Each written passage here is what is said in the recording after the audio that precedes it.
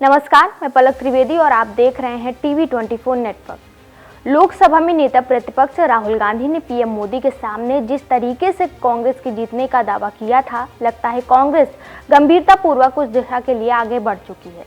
कम से कम राहुल गांधी के हालिया 2 दिन के दौरे से ही पता चलता है। एक तरफ उन्होंने पहले दिन संगठन के लोगों के साथ मैराथन मीटिंग की, उन्हें खूब सुना और अपनी मन की बात भी कही। वहीं अगले दिन कार्यकर्ताओं के सामने शनिवार को जब राहुल गांधी बोलने के लिए खड़े हुए तो उन्होंने बड़ी साफ गोई से वर्कर्स के सामने अपनी पार्टी की कमियों को स्वीकारा। तो वहीं उन्होंने अपने लोगों को जनता के बीच जाकर काम करने और पार्टी विचारधारा के दूर खड़े नेताओं को लोगों को बाहर का रास्ता दिखाने की जरूरत पर भी जोर दिया। राहुल गांधी के शनिवार के संबोधन से साफ लगता है कि वे प्रदेश में कांग्रेस की कमियों, दिक्कतों और कमजोरियों को न सिर्फ बाखूबी समझ या पहचान रहे हैं, बल्कि ईमानदारी से उसे ठीक करने की दिशा में भी काम करना चाहते हैं। अपने संबोधन में राहुल ने जहां अपने लोगों की कमियों को स्वीकारा, वहीं उन्होंने उस पर खुलकर बात भी की। राहुल ने अपनी पार्टी में बीजेपी से प्रभावित या उनसे मिले लोगों की बात स्वीकार करते हुए कहा कि उनकी पार्टी में बीजेपी से मिले हुए लोग हैं जो कांग्रेस की विचारधारा से कटे हुए और दूर बैठे लोग हैं।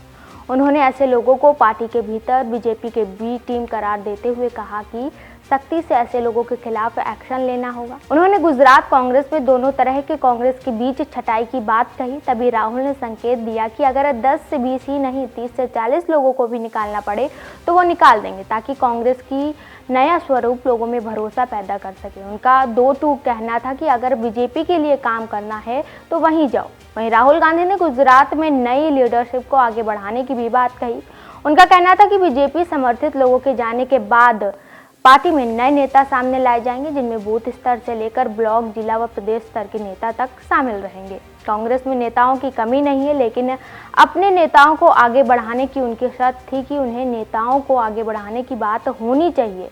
जिसके दिल में कांग्रेस यानी उनकी विचारधारा हो, उसे ही कांग्रेस पार्टी में रहना चाहिए। संगठन का कंट्रोल ऐसे लोगों को ही मिलेगा जो कांग्रेस के लिए काम करेंगे। राहुल ने अपने लोगों से साफ कहा कि अगर आपको जनता का भरोसा जीतना है तो पहले उनके बीच जाकर उनसे बात कीजिए, उनकी समस्याओं को उठाएं, उनकी लड़ाई लड़े, उनके हक की बात करें, तभी जनता का भरोसा आप जीत पाएंगे। साथ ही उन्होंने अपने लोगों से कहा कि उन्हें गुजरात व उसके लोगों के लिए ये सब किसी स्वार्थ या लालच के चलते नहीं करना होगा, ना ही वोट के लिए लोगों के बीच जाने की बात सोचनी चाहिए। राहुल ने अपने लोगों से कहा कि गुजरात कांग्रेस से विकल्प चाहता है, उसे विकल्प बनाकर दिखना है हमें, जबकि आज की स्थिति में पार्टी विकल्प नहीं बन पा रही है।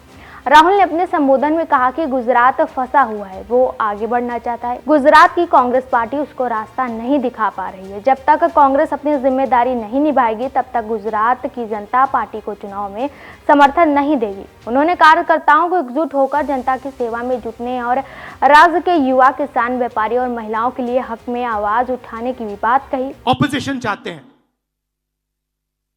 विकल्प चाहते हैं, बी टीम नहीं चाहते हैं।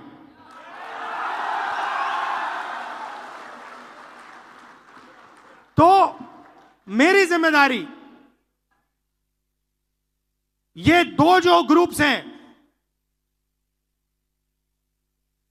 इनको छानने का है। कांग्रेस पार्टी में नेताओं की कमी नहीं है।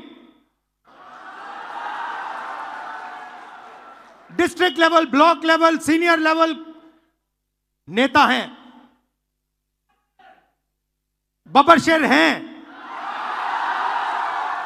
मगर पीछे से चेन लगी हुई है और बबरशेर बंधे हुए हैं सब।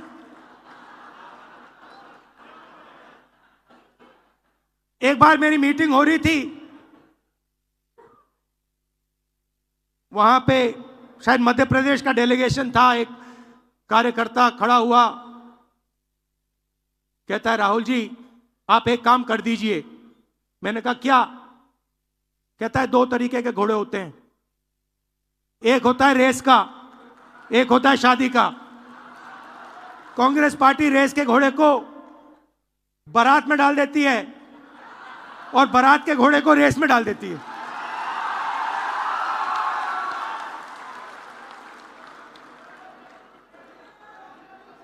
अब गुजरात की जनता देख रही है, गुजरात की जनता देख रही है, कह रही है भैया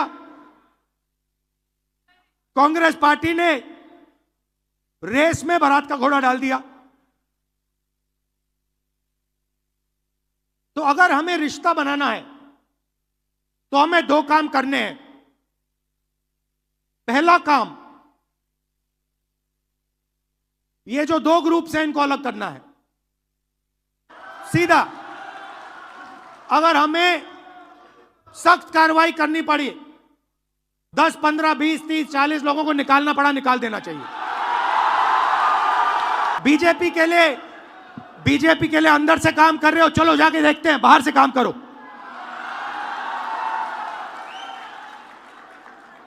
तुम्हारी वहां जगह नहीं बनेगी, बाहर फेंक देंगे तुम्हें। तो पहला काम यह करना है। और जैसे ही, मतलब अगर हमारा कोई डिस्ट्रिक्ट प्रेसिडेंट हो, ब्लॉक प्रेसिडेंट हो, सीनियर लीडर हो, तो यहां पे कांग्रेस होनी चाहिए, दिल में कांग्रेस होनी चाहिए। जीतने हारने की बात छोड़ दो, अभी जीतने हारने की बात छोड़ दो। बस हमारे जो डिस्ट्रिक्ट प्रेसिडेंट्स हैं, जो हमारे लीडर हैं, अगर उनका यहां हाथ ऐसे कटे तो उसमें से कांग्रेस का खून निकलना चाहिए। बता दें कि राहुल के संबोधन में दो चीज साफ उभर कर आती है। पहला, संगठन में ऊपर से नीचे तक बदलाव, और दूसरा, बीजेपी के खिलाफ लड़ाई का एक बड़ा कुरुक्षेत्र गुजरात बनने जा रहा है। आने वाले दिनों में कांग्रेस, खासकर पार्टी के शीर्ष नेताओं का गुजरात पर अच्छा खासा फोकस होने जा रहा है। बता दें कि राहुल समझ रहे हैं कि अगर पीएम मोदी अमित शाह की अगुवाई वाली बीजेपी को हराना है तो उसे पहले कड़ी टक्कर देनी होगी। यही काम उन्हें उनके गढ़ से करना होगा। वहीं बीजेपी कांग्रेस की टक्कर में अक्सर कांग्रेस कमजोर पड़ जाती है। इस मिथ को तोड़ने के लिए कांग्रेस को अपना बेहतर प्रदर्शन करना होगा। अगर गुजरात में कांग्रेस 2017 से बेहतर प्रदर्शन करती है तो कांग्रेस के भीतर बीजेपी को हराने का आत्मविश्वास पैदा होगा। वहीं विपक्ष से लेकर जमीन तक संदेश जाएगा कि कांग्रेस बीजेपी को हरा सकती है। वहीं गुजरात में राहुल गांधी ने जिस तरह से अपने ही नेताओं की पोल खोली, उसके बाद से कांग्रेस पार्टी में सियासत गर्मा गई है। राहुल के बयान पर दिग्विजय सिंह की प्रतिक्रिया सामने आई है। कांग्रेस के वरिष्ठ नेता और मध्य प्रदेश के पूर्व सीएम ने ट्वीट कर बड़ा खुलासा किया है। उन्होंने पहले राहुल के बयान की तारीफ की और फिर खुलकर निशाना भी साधा। दिग्विजय सिंह ने कहा कि मैं राहुल गांधी जी को उनके बयान के लिए बधाई देता हूं। मुझे याद है जब मैं एमपी के मुख्यमंत्री के रूप में गुजरात में प्रचार करने गया था, तब मुझे निर्देश दिया गया था कि मैं संघ के खिलाफ ना बोलूं, हिंदू नाराज हो जाएंगे। संघ हिंदुओं का प्रतिनिधित्व नहीं करता है, वो केवल धर्म के नाम से हिंदुओं को गुमराह कर उनका शोषण करता है। हिंदुओं के धर्मगुरु शंकराचार्य जी की हजारों वर्षों की स्थापित परंपरा है, वो आज भी कायम है। उनमें से कौन से शंकराचार्य जी हैं जो आज बीजेपी आरएसएस के समर्थक हैं? दिग्विजय सिंह ने कहा कि बीजेपी शोषक तत्वों का समूह है जिसका एकमात्र उद्देश्य है लोगों को धर्म के नाम पर लूटकर सत्ता हासिल करना। जय सिया राम। बता दें कि कांग्रेस नेता ने अपने ट्वीट में जयराम रमेश, पवन खेड़ा और प्रियंका गांधी को भी टैग किया है, जिसके बाद राजनीति तेज हो गई है। बता दें कि राहुल गांधी को समझ आ गया है कि अगर पीएम मोदी को या बीजेपी को हराना है तो उनके गढ़ में जाकर ही उन्हें हराया जा सकता है। फिलहाल के लिए इतना ही। ऐसे ताज़ा जानकारी और खबरों के लिए हमारे साथ जुड़े रहिए और देखते रहिए टीवी 24 नेटवर्क।